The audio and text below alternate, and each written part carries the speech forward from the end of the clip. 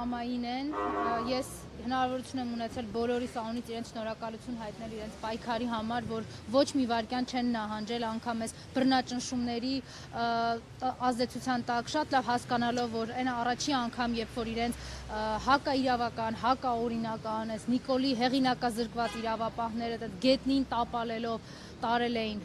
քրեակատարողական հիմնարկ, միևնույն է իրենք դրանից հետո էլ չեն ընկրկել իրենց պայքարում եւ իրենց ճշմարտության մեջ։ Ու շատ լավ հասկանում էին, որ Աղդամցի Ալենը կլիներ, մի հատ ուրիշ Նիկոլի բանդայից ներկայացուցիչ կլիներ, միևնույն է այդ մատնությունը իրենց վրա սարքելու էին ու իրենց միևնույն է դա չի կանգնացրել առաջ գնալ։ Ես չեմ ուզում կեղծել ու շատ կոնկրետ ասելու եմ, իրենց վիճակը լավ չէ, որովհետև մարդիկ են, ովքեր այնտեղ են ոչ մի բան չանելու համար, իրենք քրեական օրենսդրության պատժելի արարքի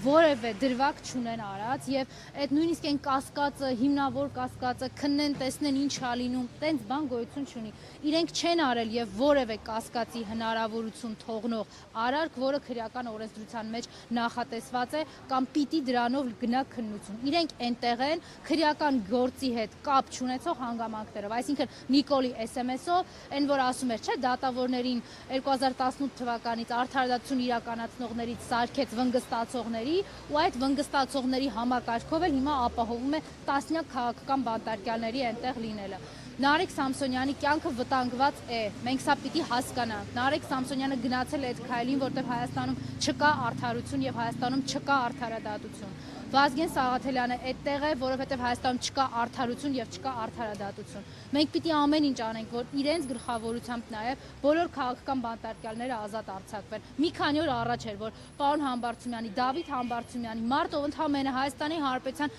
սահմանադրությամբ նախատեսված ընթացակարգերով խիզախել էր դառնալ վարչապետի թեկնածու։ Միայն այդ փաստի համար էլ ինքն է կալանավորված։ Մեր սրբազանները, բարերարը, մարդիկ ու մահուները մենք չգիտենք։ Իրենց քաղաքացիական դիրքորոշման համար այսօր բանտարկված են։ Նարեկ Սամսոնյանի փաստաբանն էր դիմեց ընդդիմությանը, որպեսզի քաղբանտարկյալների Սամսոնյանի եւ Սաղաթելյանի ազատ արձակման հարցը նրանց օրակարգում լինի։ Դուք էլ նշեցիք, որ ամեն ինչ անելու եք այդ ուղղությամբ։ Կոնկրետ ինչ քայլեր եք պատրաստվում ձեռնարկել որպես ընդդիմություն։ Մի քայլ պիտի լինի Նիկոլին հեռացնելը, որովհետև այս ակցիաները այո ուշադրությունը գրավելու, ցույց տալու թե ինչպիսին է Հայաստանում իրենց կեղծ ժողովրդավարությունը, եթե իհարկե միջազգային հանրություն մնացել է այդ երկակի ստանդարտների եւ այդ արյունի ետևում, թող տեսնեն այս ամեն ինչը, բայց ես չեմ խաբելու որևէ քաղաքական բանտարկյալի դատին գնալով կամ իմ կամ որևէ մեկի իրենց տեսակցությունը չի լուծելու այս խնդիրը։ Այս խնդիրը լուծվելու է դավաճան, իշխանազավթ, հայերի իրավունքները ոտնահարող, հայկականությունը ատող Նիկոլին վռնդելու եւ Նիկոլից ազատվելու փաստով։ Եվրախորհուրդը, հա, ինչպիսի լծակ կարող է ունենալ հատկապես հենց Նիկոլ Փաշինյանի վրա, կարծես թե Եվրամիության եւ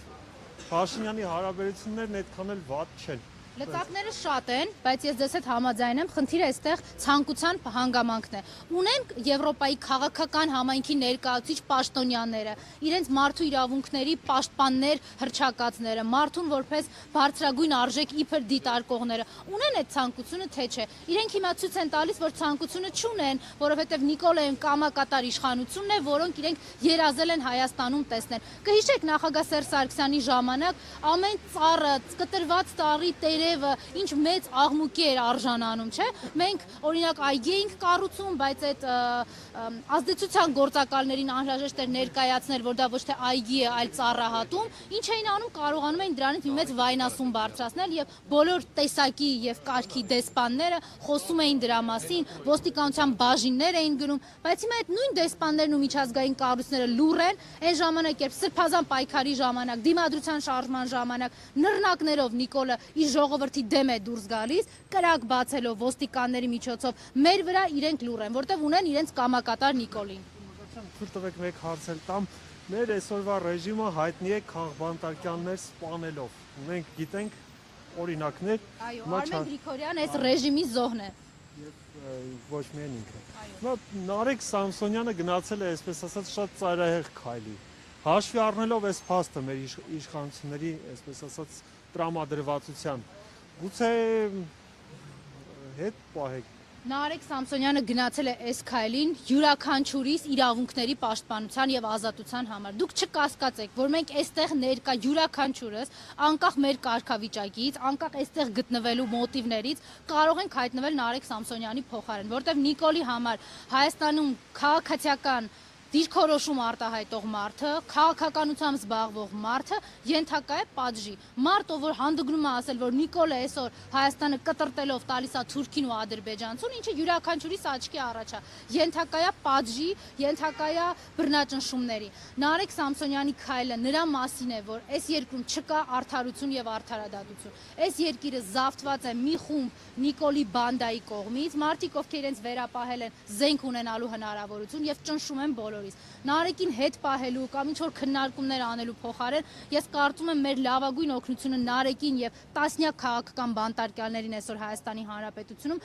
մեկը կարող է լինել ուղղակի միախմբվել, համախմբվել ու ամեն ինչ անել Նիկոլին վռնդելու